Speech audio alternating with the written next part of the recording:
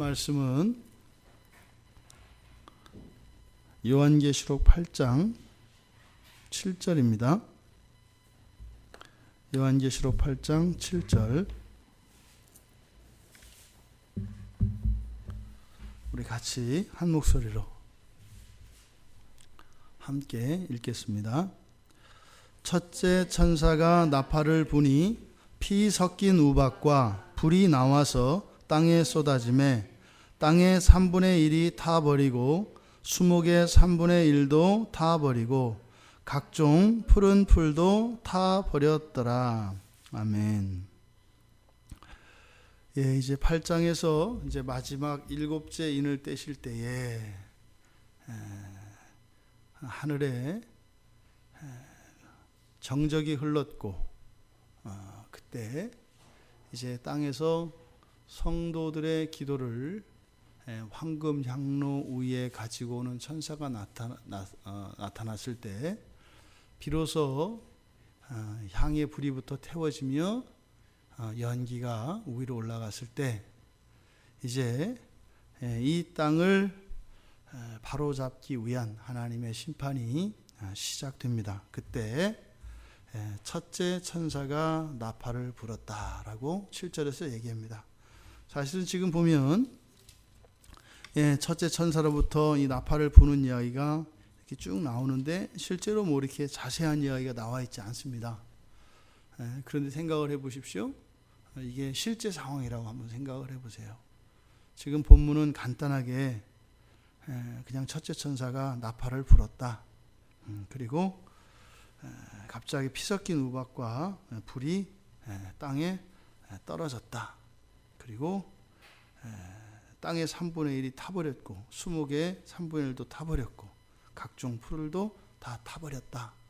이렇게 간단하게 진술하고 있습니다만 이것을 여러분들이 그 현장을 보고 있다고 생각을 해보세요. 그것을 필설로 다 기록할 수 없을 겁니다. 그 안에서 일어나는 그 장면들을 다 기록할 수 없겠죠. 그래서 너무 많은 이야기들이기 때문에 어쩌면 이렇게 간단하게 기록한 것은 아닐런지 모르겠습니다.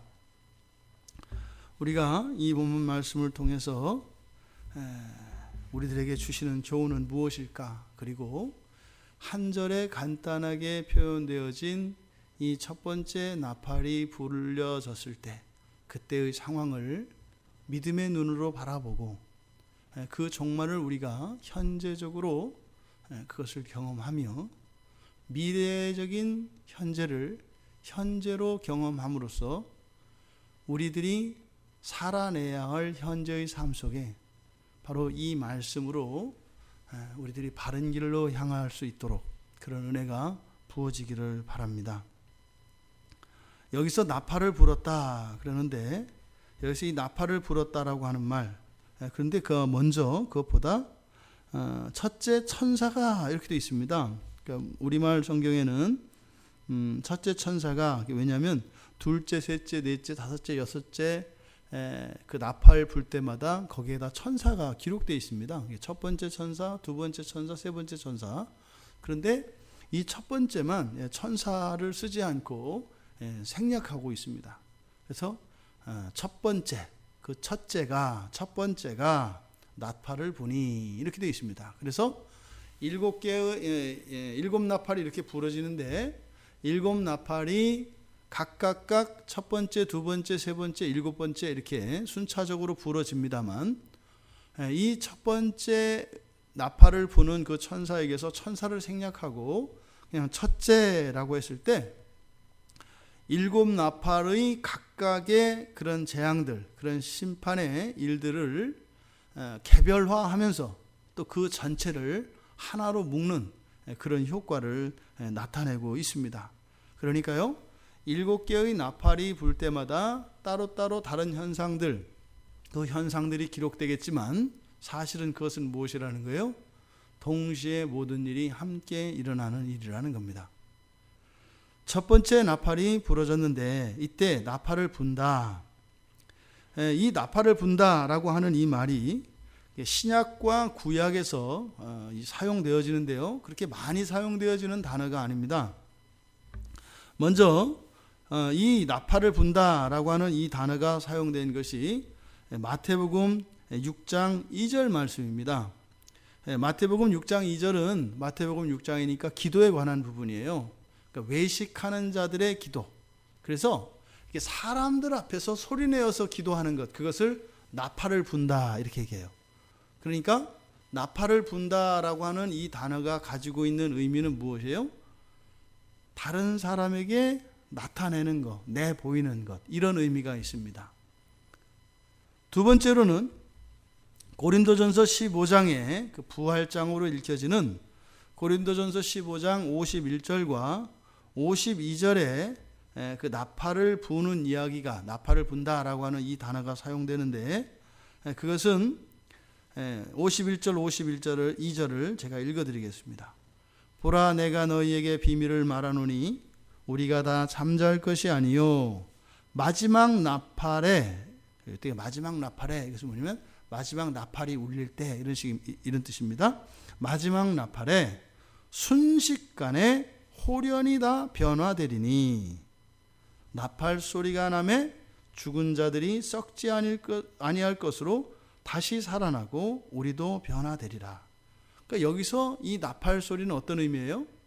아까 기도에서 외식하는 자들이 길거리에서 사람들 들으라고 기도하는 것을 나팔 분다고 해서 다른 사람에게 나타내는 것, 그런 의미가 있었다면, 지금 여기서 나팔을 분다는 것은 좀 다른 의미죠. 뭐예요? 바로 변화의 신호입니다.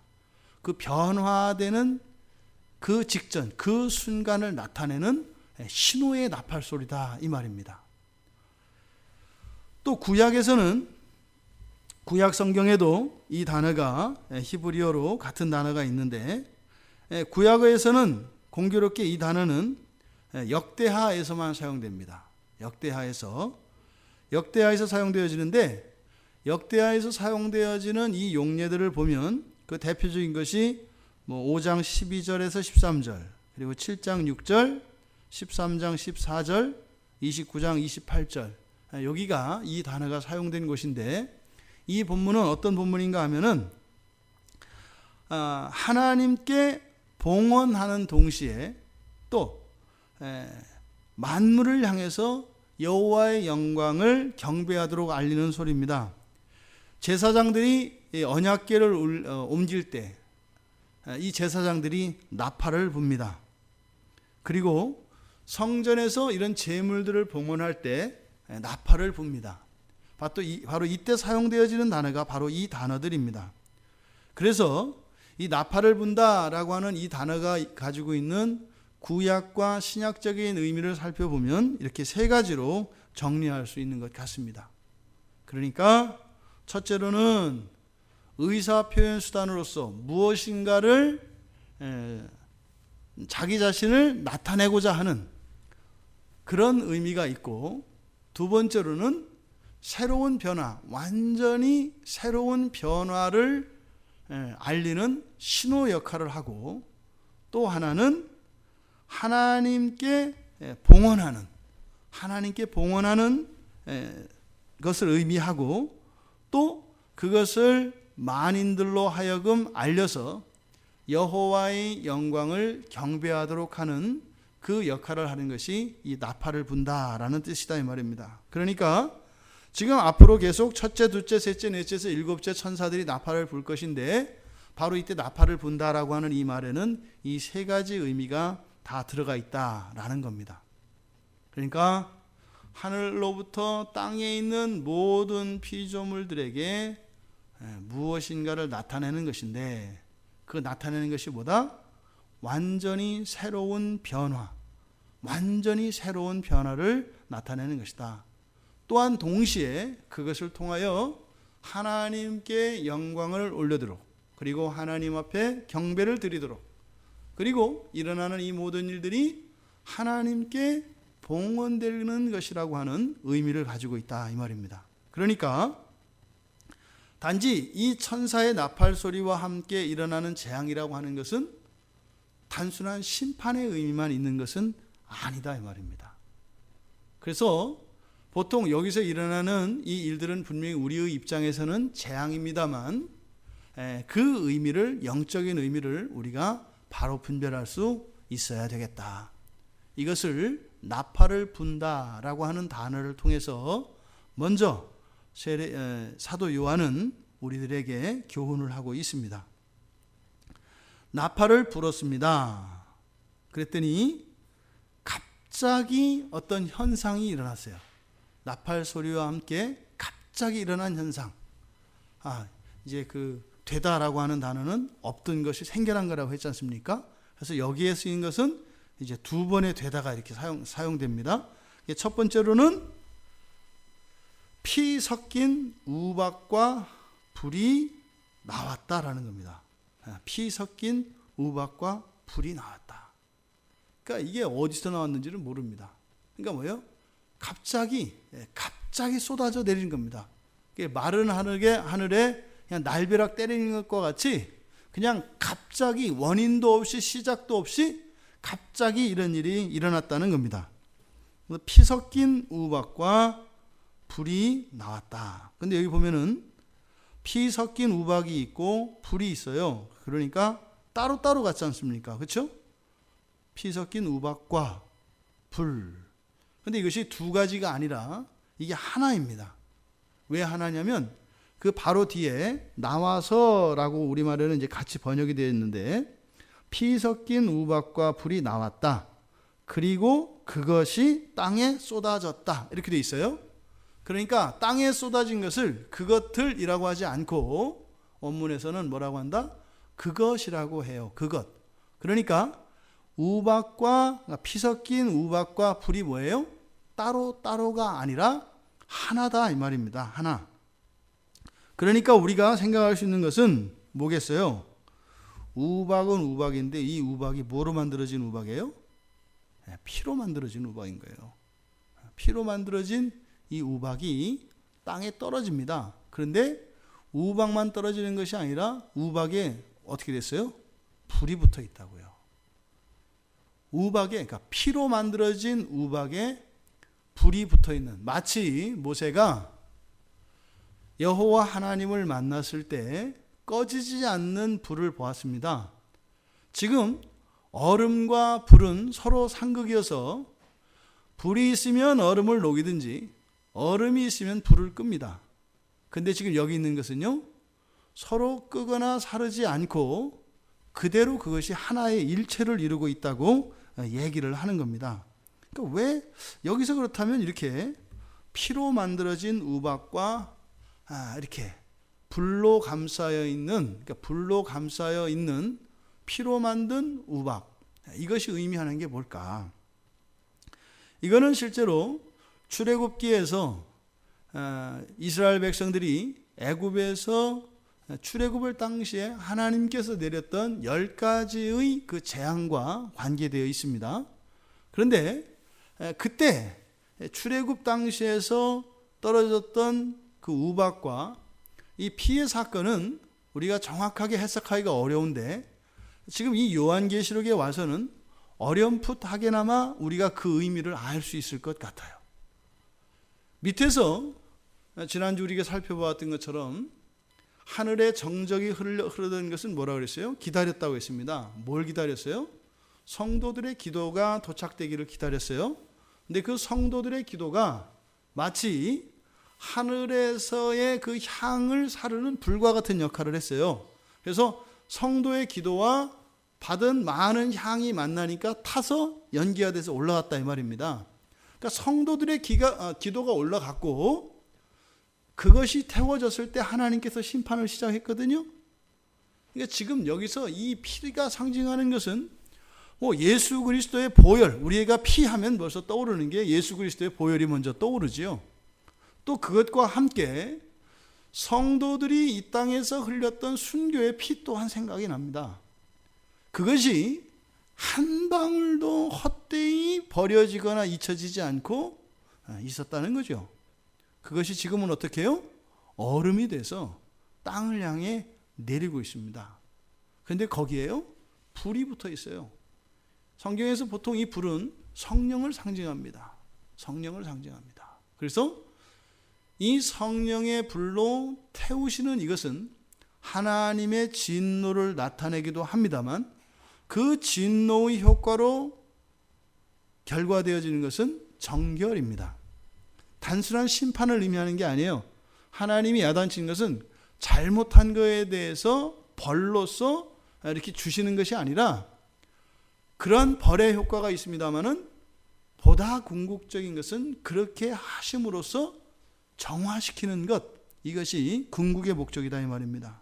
그러니까 불타고 있는 이 피 섞인 피로 만든 이 우박이라고 하는 의미는 바로 여기에 그 예수 그리스도의 보혈과 또 이 땅을 살아갔던 바로 이날 이전까지 박해받고 그리고 매질당하고 고난당하였던 모든 성도들의 피를 상징하고 또 여기서 지금 내려지는 이 불은 공의의 심판과 함께 그 성령의 불을 나타냅니다. 근데 이것이 어떤 형태를 이루고 있어요? 우박의 형태를 이루고 있습니다. 우박은요, 딱딱합니다. 그러니까 이것은 부딪히면 어떻게 돼요? 무엇인가를 다 부숩니다. 그러니까 성부, 성자, 성령 그 삼위 하나님에 대한 그 흔적을 우리가 불타고 있는 피로 만든 우박에서 우리가 발견할 수 있고 또 그것과 함께 이 땅을 살아갔던 순결한 그리스도인의 피를 통하여 또 이 세상을 정화시키시는, 그래서 그리스도인들이 이 땅을 살아가며 겪었던 모든 고난을 세상을 다시 만드시는 일에 사용하고 계시는 그것으로 우리가 볼 수 있다. 여기서 이 우박과 피재앙은 애굽에서 바로에게 10가지의 재앙을 내리시는데 그 첫 번째 재앙이 뭐였죠? 그 첫 번째 재앙이 피였습니다. 그리고 이 우박 재앙이 7번째인데 그때도 우박은 불과 함께 내렸어요. 그때도. 근데 첫 번째 재앙인 이 피 재앙과 우박 재앙은 공통점이 있습니다. 공통점이 무엇인가 하면 새로운 시작이에요. 피 재앙은 첫 번째 시작입니다. 10가지 재앙의 첫 번째 시작이고 7번째 이 우박 재앙은 뭐냐면 그 앞에 있었던 6번째 재앙과는 완전히 달라요. 그래서 그 7번째 재앙, 이 7번째 재앙은 출애굽기 9장 17절을 보면은 애굽에 지금까지 그와 같은 일은 없었다 그래요. 그러니까 이 7번째 재앙은요 아주 특별한 재앙입니다. 특별하다는 것은 뭐겠어요? 재앙이 특별하면 어떻겠어요? 세다는 거죠. 극렬하다는 거죠. 끔찍하다는 거죠. 견딜 수 없다는 거죠. 그래서 6번째까지의 재앙과는 완전히 구별되는 매우 극렬하고 심각한 재앙의 시작이 바로 7번째 우박재앙을 나타냅니다. 그러니까 그 10가지의 재앙을 첫 번째에서 6번째로 7번째에서 10번째로 이렇게 둘로 나눌 수 있는데 바로 그 두 부류의 첫 번째 재앙, 그 둘 다를 한꺼번에 지금 여기서 사용하고 있다 이 말입니다. 그러니까 이 첫 번째 나팔이 불고 난 뒤에 일어나는 이 피 섞인 우박과 불이 땅에 떨어지는 사건, 이건 어떻다라는 거예요? 지금까지 본 적도 없고 들은 적도 없고 일어나지도 않았던 아주 무시무시한 재앙일 거라는 겁니다. 그래서 이 7절의 내용에 다른 내용이 없어요. 단순히 그랬다는 것 밖에는. 그날의 참상이 얼마나 끔찍했으면 그 첫 번째 일어나는 일이면 오히려 설명이 필요한 것인데 설명을 막았어요. 왜 그랬을까요? 우리는 알 필요가 없어요. 우리하고는 해당 사항이 없기 때문에. 우리가 그 괜히 알아봐야 겁먹어가지고 괜히 또 하나님만 이상하게 생각할 것 같고, 그러니까 아예 빼버린 거예요. 하지만 지금 여기서 피 섞인 우박과 불이 상징하는 것은 뭐예요? 무시무시한 겁니다. 우리가 그거는 알아야 돼요. 무시무시한 거예요. 어떻게? 그게 뭐예요? 영화도 너무 피 같은 거 많이 나오고 사륙 장면 많이 나오면은 뭐 19금 이렇게 하는 거 아니에요. 그러니까 이 7절은 19금인가 봐요. 그러니까 뭔지는 모르겠지만. 근데 뭐예요? 19세 이상 된 사람들은 대략 상상할 수가 있어요. 그러니까 지금 이 첫 번째 나팔이 불었을 때 일어날 이 재앙은 어떻다? 차마 이거는 두 눈 뜨고 볼 수도 없고 말로 형언할 수도 없는 그런 무시무시한 일이 벌어진다라고 하는 것을 암시하고 있다 이 말입니다. 앞에 출애굽기 9장을 좀 한번 가보시면 출애굽기 9장을 한번 가보실까요? 왜냐하면 이 계시록에서 침묵을 하고 있기 때문에 우리가 구약 성경의 도움을 받을 필요가 있습니다. 그래서 출애굽기에 가보시면 출애굽기 9장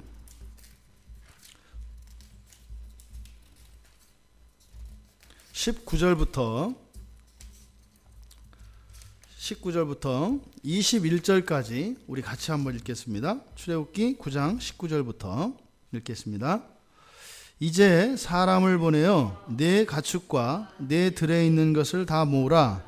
사람이나 짐승이나 무릇 들에 있어서 집에 돌아오지 않는 것들에게는 우박이 그 위에 내리리니 그것들이 죽으리라 하셨다 하라 하시니라. 바로의 신하 중에 여호와의 말씀을 두려워하는 자들은 그 종들과 가축을 집으로 피하여 들였으나 여호와의 말씀을 마음에 두지 아니하는 사람은 그의 종들과 가축을 들에 그대로 두었더라. 이게 지금 이 일곱째 우박의 재앙이 13절부터 이렇게 계속 되어져요. 밑에부터 거기서부터 이게 쭉 이렇게 나오는데 상당히 자세히 설명이 되어 있다 이 말입니다.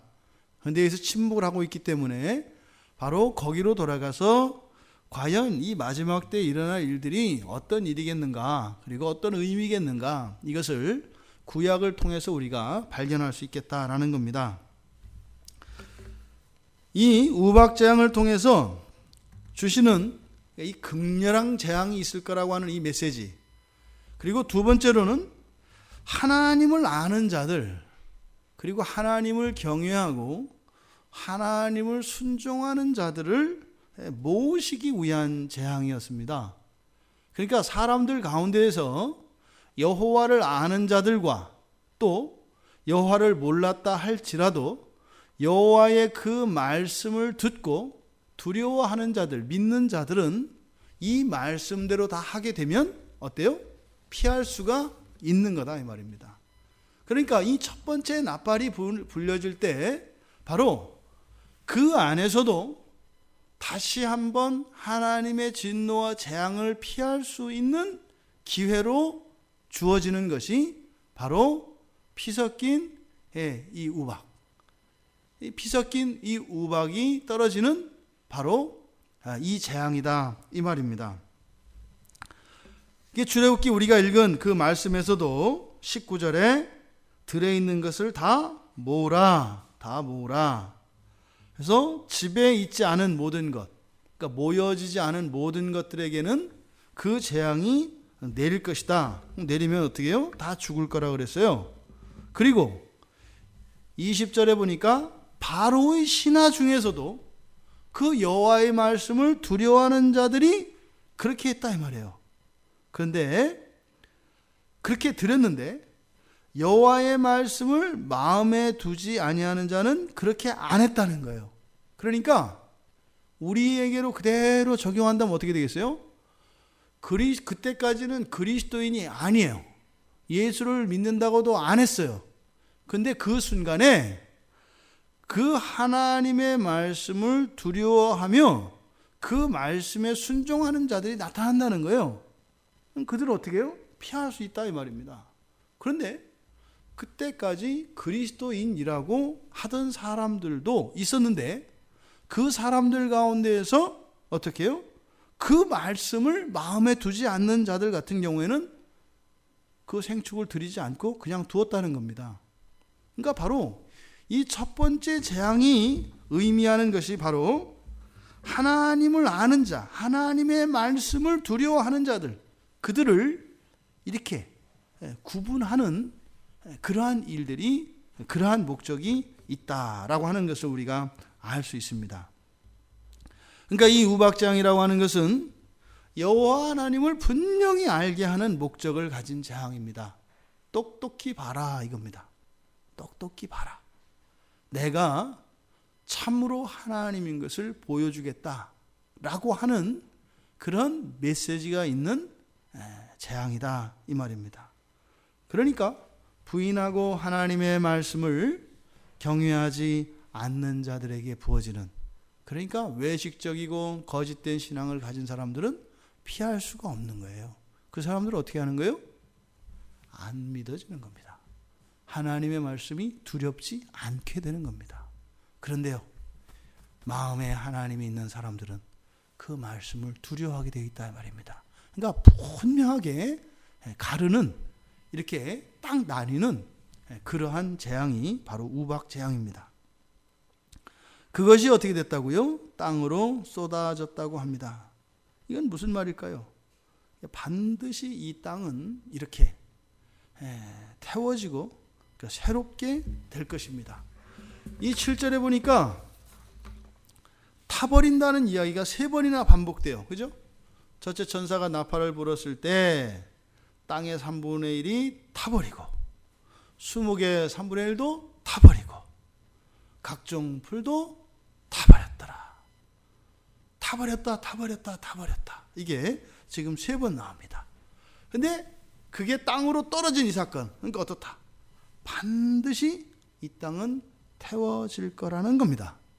근데 앞서 말씀드렸던 것처럼 여기서 이 태우는 목적은 단지 멸절시키고 몰살시키고 죽여버리고 이것이 목적이 아니라고 했습니다.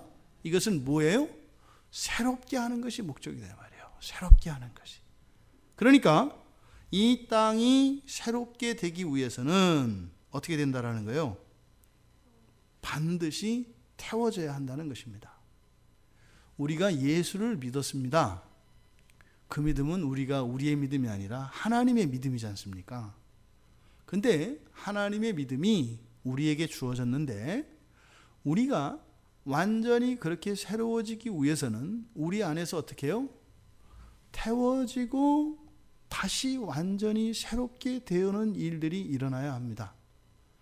있는 그대로를 가지고 있으면서 그 옆에 뭘 하나 더 가지는 것이 아니라 1대1로 교환하는 겁니다.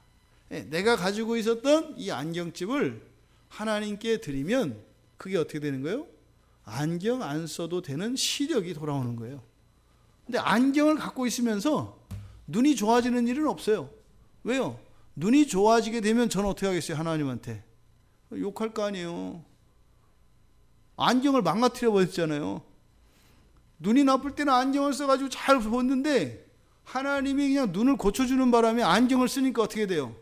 안경을 안 쓴 것보다 안경을 쓴 게 더 불편하게 돼버리는 거예요. 제 말씀 이해하고 계시죠? 그러니까 동시에 하나님이 주기 싫어서가 아니라 하나님이 주시는 것은 그럴 수 없다 이 말이에요. 우리가 가지고 있는 그것을 바꾸어 주시는 그것은 이거를 능가하는 것이기 때문에, 능가하는 것, 초월하는 그것을 가진 사람들은 이게 필요 없는 게 돼요. 그런데 그것을 가지고 있게 되면 우리는 어떻게 된다? 하나님 원망하게 된다니까요. 괜히 하나님 믿어가지고 이 비싼 안경, 이거 그 렌즈 좋은 거를 이렇게 해서 특별히 맞춘 건데 이게 맞추지도 얼마 안 된 건데 이거 쓸모없게 됐다고 이런 일들이 일어난다는 거예요. 그러니까 반드시 태워져야 합니다. 태워져 버려야 됩니다. 그리고 하나님이 거기서 완전히 새로운 것을 주시는 거예요. 땅으로 쏟아졌다. 이것을 통해서 우리들 안에 있는 그것이 우리의 마음 속에, 우리의 심령 속에 이 성령의 불이 임할 때, 예수 그리스도의 보혈이 적셔질 때 우리에게 있는 그것들이 태워져야 합니다. 태워져야 합니다. 그랬을 때 없어지는 것이 아니라 그 자리에 완전한 것으로 하나님이 바꿔주신다라고 하는 것을 우리가 알 수 있습니다. 땅으로 쏟아졌습니다. 그리고 나서 이제 타버리는 일이 이제 세 가지로 진술되고 있습니다. 첫 번째로 이렇게 땅, 두 번째로 수목, 나무지요. 세 번째로 풀. 그러니까 여기서 타버렸다라고 하는 이 선언은 바로 뭐라 그랬어요? 아까 나팔이 가지고 있었던 의미 가운데 하나가 새로운 변화의 시작이다 그랬잖아요. 그러니까 이 타버렸다라고 하는 것은 바로 완전히 새로운 질적 변화의 시작을 의미합니다. 나팔 소리와 함께 이 타버리는 것이 그래서 그냥 타서 사멸을 나타내는 것이 아니라 새로운 것에 대한 기대감을 갖게 한다 이 말입니다. 이게 새로운 창조라고 하는 것은요, 새하늘과 이제 가끔 그런 분들이 있어요.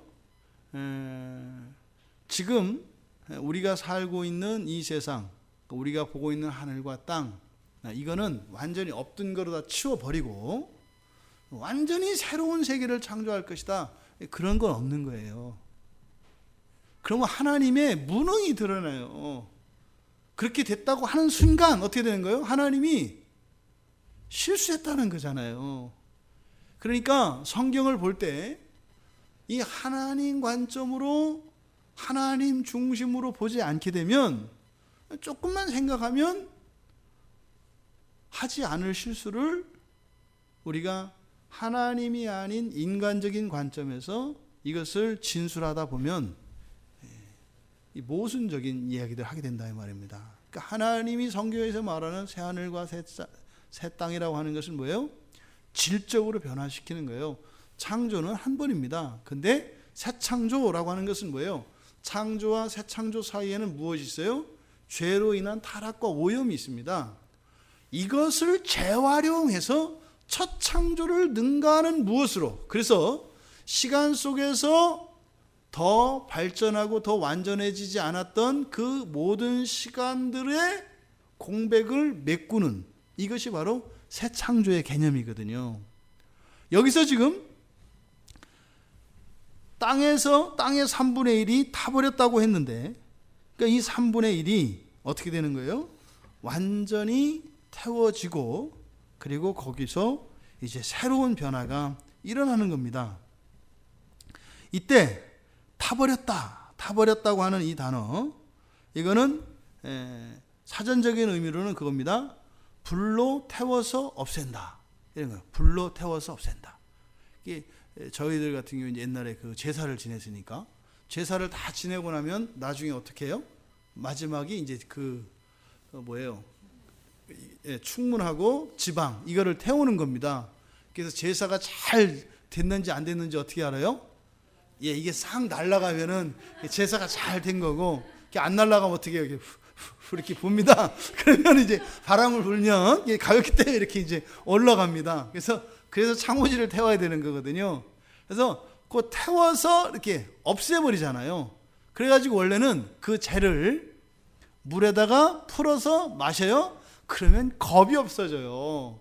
그물을 먹는 애들은 그래서 담력이 세진다 그래서 저도 몇 그릇 먹었습니다.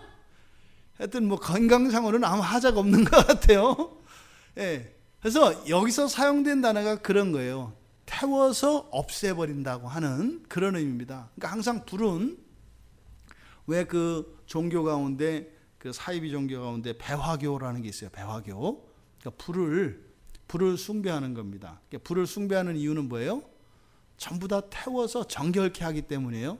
그러니까 그 사상의 뿌리에는 뭐가 있겠어요? 이런 물질들은 어떻다? 악하다라고 하는 의미가 있어요. 그러니까 물질들이 가장 좋은 상태는 불에 태워서 없애버리는 것. 이게 가장 좋은 상태입니다. 불을 신성시하는 그런 이제 그 종교를 이제 배화교라고 하지요. 그러니까 지금 여기서도 여기서 사용된 그 단어가 그런 의미예요. 불에 태워서 소멸시킨다라는 겁니다. 예수님이 이 단어를 사용하시는데 마태복음 3장과 13장에서 먼저 마태복음 3장 12절에서 이 말씀을 사용하실 때 타작마당을 정결케 하실 때 알곡은 곳간에 드리고 그리고 그 껍데기는 꺼지지 않는 불로 태우신다 이렇게 얘기를 해요. 그러니까 뭐예요? 필요한 것은 드리고 필요 없는 것을 태워서 없애버린다고 하는 이제 그런 의미거든요. 그러니까 소멸시킨다는 거죠. 그리고 마태복음 13장 30절에서는 이제 알곡과 가라지의 비유인데 여기서도 마찬가지로 가라지는 태워서 다 없애버린다 이런 얘기입니다. 그리고 마태복음 13장 40절에서 예수님께서 그 종말에 대한 예언을 하세요. 이 세상 끝에서 그러할 것이다. 이 말씀이 지금 여기서 지금 그대로 듣는 거예요. 요한이. 아, 예수님이 옛날 그 말씀하시더니 이 얘기였구나. 이 말씀이었구나. 그것을 여기서 이제 깨닫고 있습니다. 그래서 사도 베드로도 베드로후서 3장 10절에서 그 주의 날이라고 일컬으면서 주의 날에 즉 종말이겠죠. 땅과 땅에 있는 것들이 불태워질 것이라고 예언을 했어요. 그러니까 요한계시록에서 바로 이 사도 요한이 보았던 이것을 베드로가 그 이전에 이야기를 했었습니다. 우리가 밟고 다니는 이 땅, 이 하늘이, 그러니까 뭐 여기서 지금 땅이니까 이 땅이 그대로 있는 것은 아니라는 거예요. 근데 이게 불에 태워진다라고 하는 의미가 정확히 뭔지는 모릅니다. 그런데 이 불로 태워진다는 것은 뭘 의미한다? 정결의 회복을 의미한다. 정결의 회복을 의미한다. 그래서 부정하고 불결한 것들을 태우는 일들이 있을 것이다. 왜 이것을 제가 자꾸 이게 저주는 아니고 그냥 없애버리는 게 아니고 왜 이게 새로운 창조를 위한 그런 것이다 라고 이렇게 말씀을 드리는가 하면 창세기 8장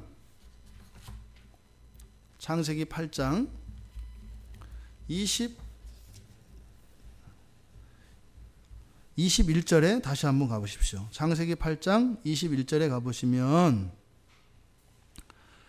홍수로 물로 이 세상을 심판하셨지 않습니까?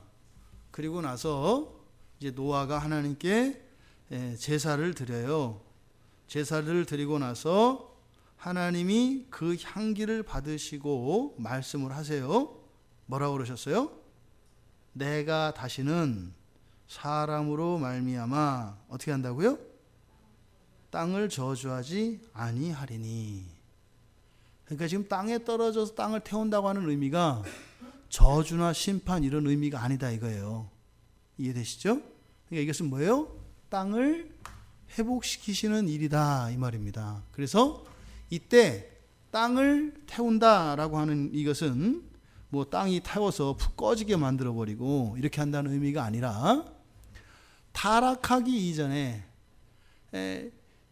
아담이 죄를 짓고 난 뒤에 아담으로 인해서 땅이 저주를 받잖아요.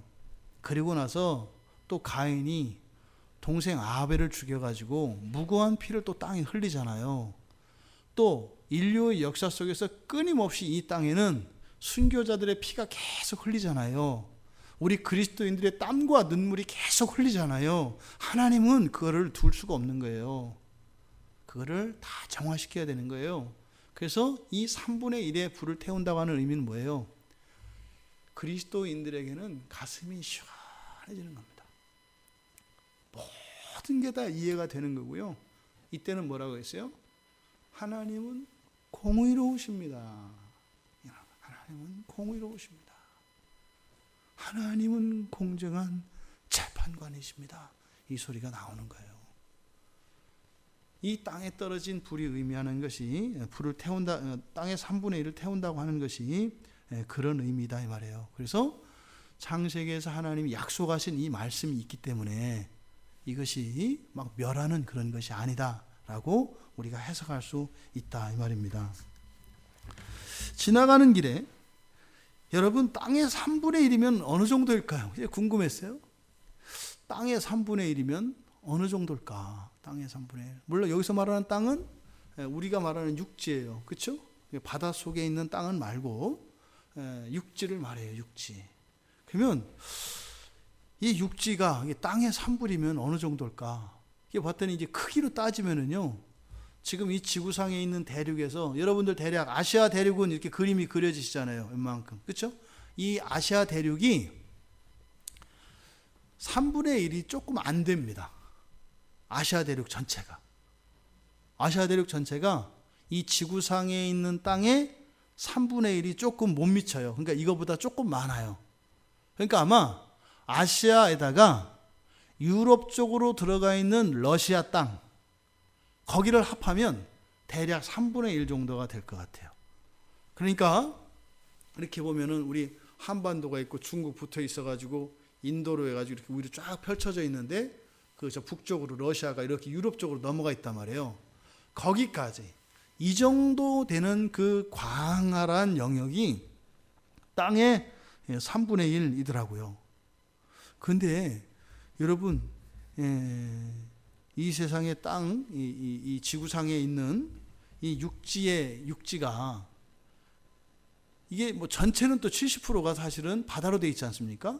근데 우리가 땅이라고 일컫는 이 육지가 어느 정도 쓸모가 여러분도 있다고 생각하세요?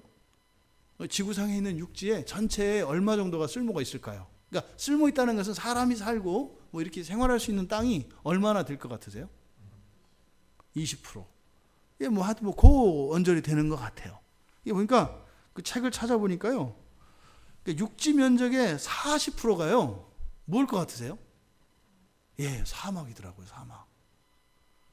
그러니까 사막이 굉장히 많아요. 그러니까 육지의 40%가 이미 사막이고요.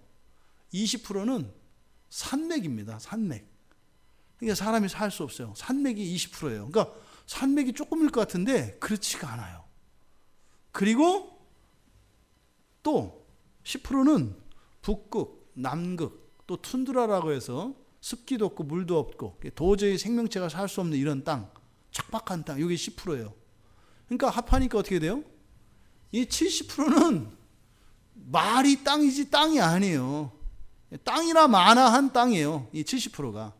그러니까 그 안에서 그러니까 실제로 땅 가운데에서 30%만 사람이 살 수 있더라고요. 그러니까 여기서 말하는 이 3분의 1이라고 하는 의미가 이게 섬찟해지는 거예요. 이게 그냥 있는 이 땅의 면적에서 3분의 1, 아까 말씀드렸던 아시아와 러시아를 포함한 이 정도 거기만 그렇게 되고 집중적으로 그렇게 되고 또 그렇지 않은 것이 그럼 3분의 2는 남는 거 아니에요. 그런 의미가 아닌 것 같아요. 왜요? 불로 태워진다는 것은 정화된다라고 하는 의미였었는데 이것은 주로 사람들의 거주지와 관계되어 있다고요. 근데 이미 사람들의 거주지가 몇 %라고요? 30%밖에 아니란다고요. 그러니까 땅이 3분의 1이라고 하는 의미가 3분의 2에 대한 헛된 기대감을 갖지 못하게 하더라. 우리의 실상을 보니까. 그러니까 말이 3분의 1이지 이거는 전체 다라고 하는 의미가 크겠더라. 근데 또 한 가지 이 땅에 대해서 재미있고 아주 흥미로운 사실을 하나 발견했습니다. 이 지구가 이렇게 공처럼 되어 있잖아요. 그럼 이 땅이 어떻게 배치가 되어 있냐면요. 영국의 수도 런던을 중심으로 해서 반구에 84%가 육지가 있대요.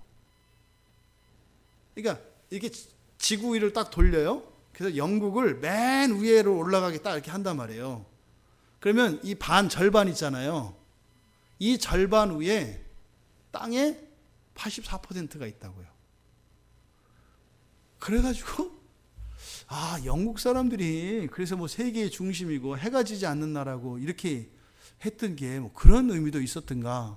근데 공교롭게 런던을 중심으로 지구를 이렇게 딱 세워놨을 때 그 반구 안에 육지의 84%가 다 들어간대요.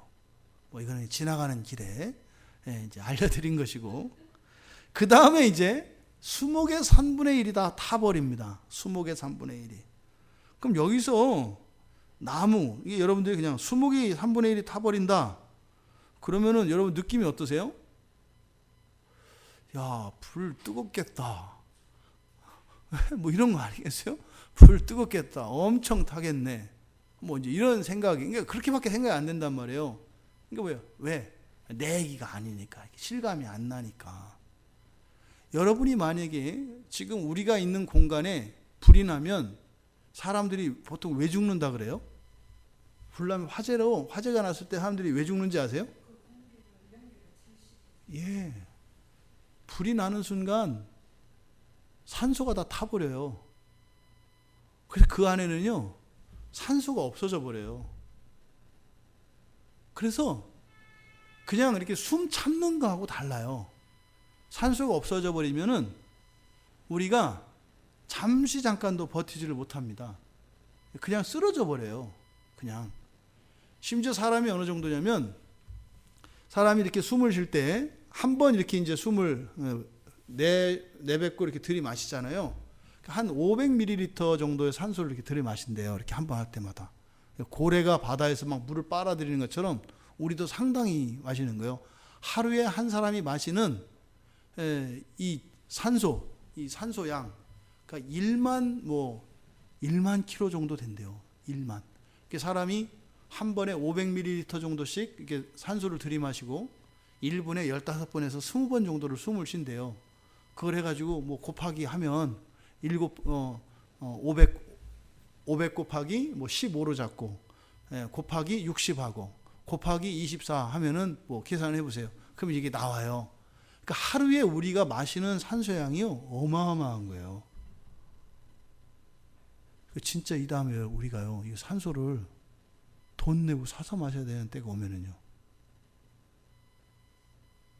근데 이거는 제 생각에는 이 내용을 살펴보다가 이거 산업이 되겠다. 밥은 그냥 줄 것 같아요. 밥은. 근데 산소는 사서 마시라고 할 것 같아요. 지금 중국에 어느 빌딩 하나 생겼다면서요?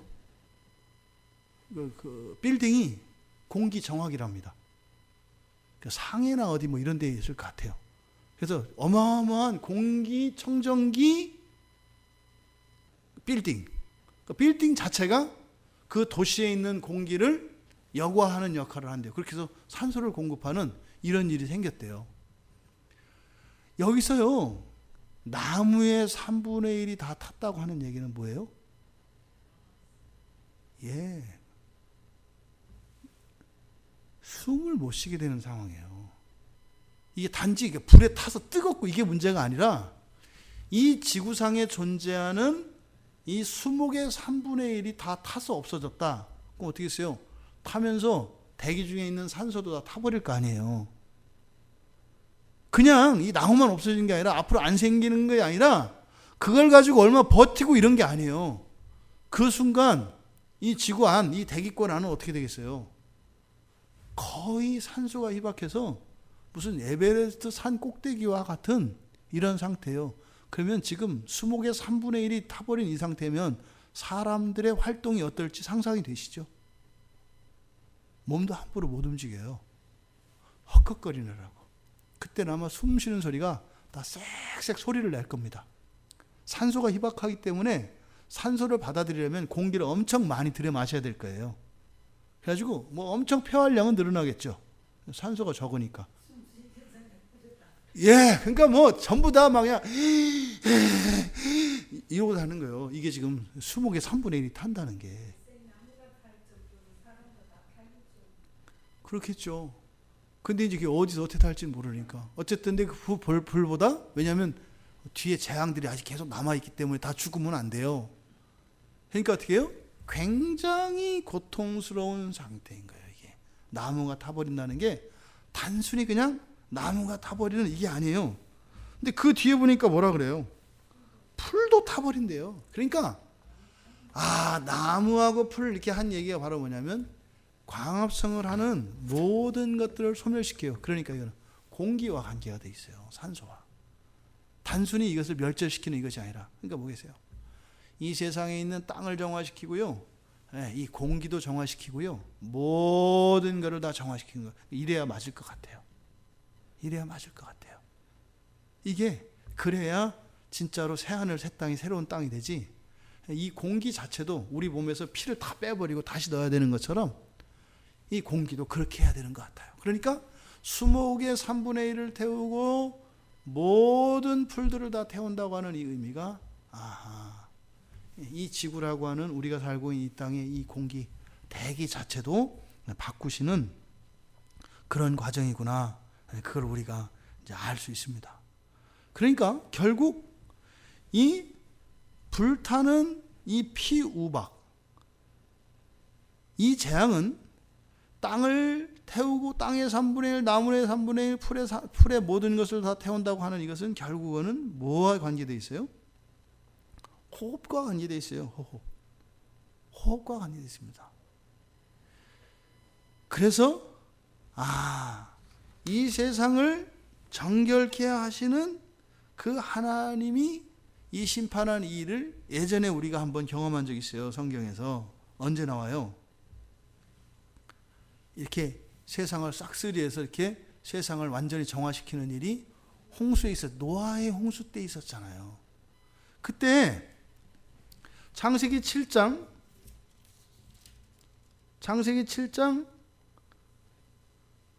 15절 한번 봐보십시오.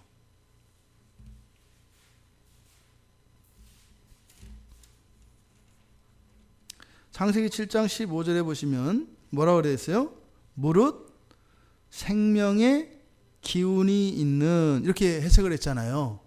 이 생명의 기운이라고 번역되어진 이 단어를 개역 한글, 그러니까 요 성경 읽기 바로 전 그 성경은 뭐라고 그랬냐면 기식이 있는 생물 이렇게 써요. 기식. 그러니까 이게 옛날 말이어서 생명의 기운으로 바꾼 거거든요. 근데 사람이 살았는지 죽었는지 우리가 맨 처음에 어떻게 검사해요? 코에다가 손을 대죠. 여기서 생명의 기운이라고 하는 것은 바로 숨을 쉬는 걸 말해요. 그러니까 노아의 방주 속에 들어간 이 생물들이 바로 어떤 생물들이라고 그래요? 숨 쉬는 생물들이라고 해요. 숨 쉬는 생물들. 그러니까 지금 노아의 방주 때에도 노아의 방주 안에 탄 그 동물들, 코로 숨을 쉬는 그것들을 제외한 모든 육상에 있는 동물들은 어떻게 됐어요? 다 멸절시켜 버렸어요. 전부 다. 지금 여기서 이 첫 번째 나팔을 불 때 일어나는 이 불타는 우박이 떨어져서 이 땅과 나무의 3분의 1을 다 태워버리고 풀을 다 태워버리는 이것은 바로 과거 그 창세기 7장 15절에서 보여줬던 것과 같이 완전히 정화시키는 것을 의미해요. 완전히. 그런데 그때는 땅에 있는 동물들만 그랬는데 지금은 뭐까지 한다고요? 공기까지 싹 바꾸시는 거예요. 이 일이 바로 여기에서 일어납니다. 이 피우박, 이 불타는 피우박을 통해서 우리들에게 주시는 교훈, 이것이 무엇일까?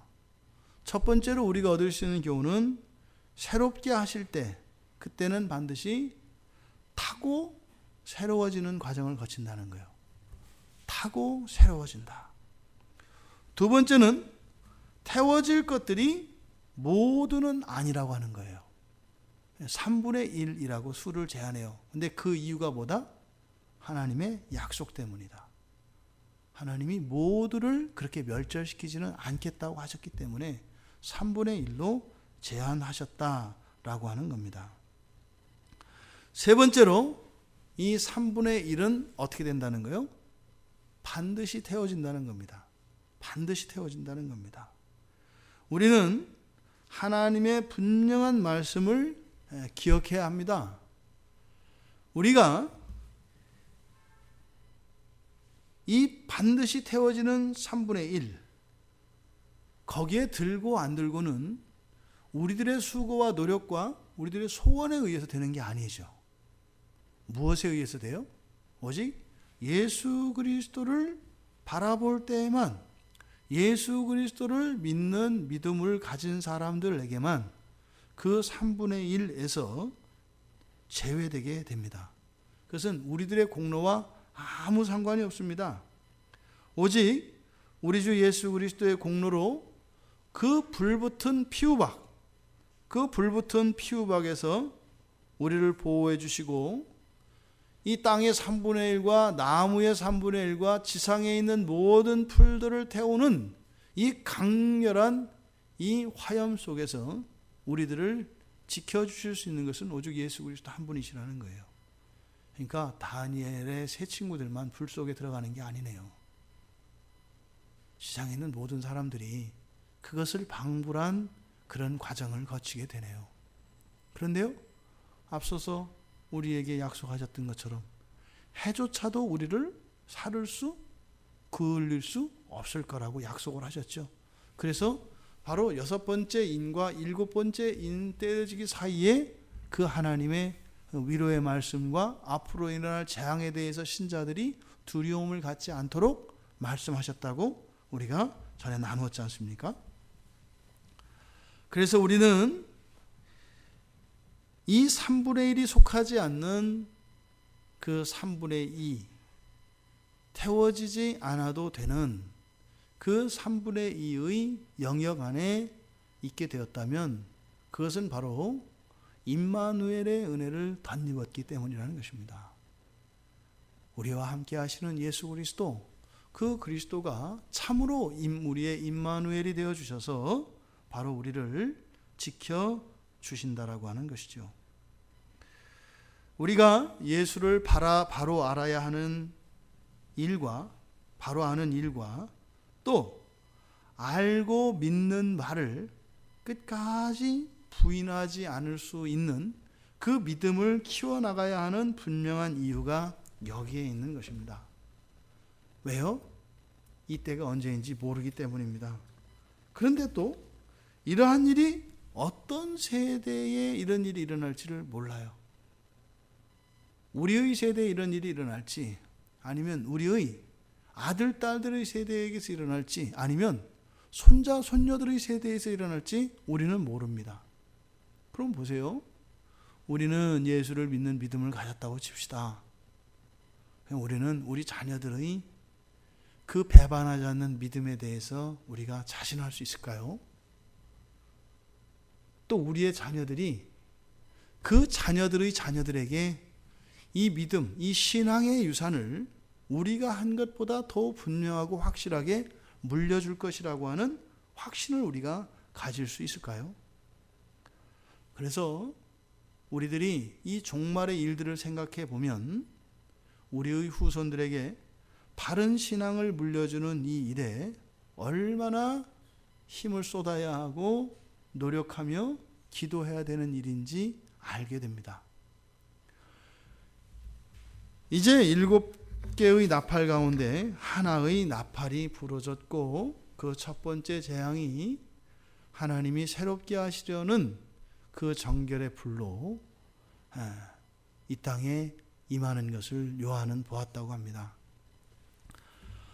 우리가 예수 그리스도로 인하여 그 재앙에서 벗어난 것에 대하여 감사해야 할 것이고, 그것이 나로 그칠 것이 아니라 주님이 오시는 날까지 몇 대에 걸쳐서 계속될지 모를 우리들의 자손들, 우리들의 이웃들, 우리의 친구들이 그 3분의 1 불태워지는 그 재앙 아래 있지 않기를 바라고, 그 일을 위하여 우리들에게 주신 인생의 시간들과 우리들에게 주신 이런 달란트와 은사들을 사용하는 일이 값진 일로 받아들여질 수 있는 우리 모두가 되기를 주님의 이름으로 축원합니다.